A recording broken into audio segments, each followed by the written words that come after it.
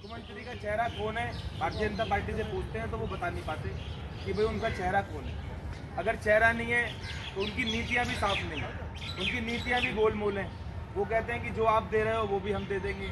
उनका जो मैनिफेस्टो आया उसमें आपने देखा होगा कि उन्होंने कहा कि जो दिल्ली सरकार काम कर रही है हम उसको आगे बढ़ाएं, और दूसरी तरफ वो कहते हैं कि ये फ्री की रेवड़ी बांट रहे हैं। और एक बात बता देता हूँ, अगर अरविंद केजरीवाल जी छोटे से लेके बड़े आदमी तक हर तबके के साथ में बराबर काम करते हैं।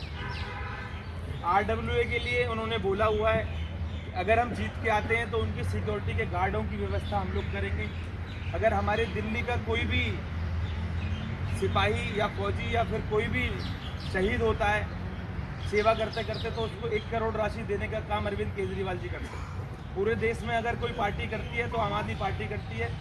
तो ऐसे शख्स को इस बार जिताना है। और यहाँ पर मैं बात करूँ कैंडिडेट की, आम आदमी पार्टी का जो कैंडिडेट है वो हमारे इसी वार्ड से आते हैं। हमारे इसी वार्ड से का मतलब है कि वो हमारे परिवार से ही आते हैं। तो हमारा और ज़्यादा फर्ज हो जाता है कि हमें इस वार्ड से उन्हें ज़्यादा से ज़्यादा वोटों से जिताना है, क्योंकि ये उनका खुद का वार्ड है। तो हमारी सबकी जिम्मेदारी भी है उन्हें ज़्यादा से ज़्यादा वोटों से जिताएं। उनका व्यवहार आपने देखा है कि वो कितने अच्छे व्यवहार के हैं।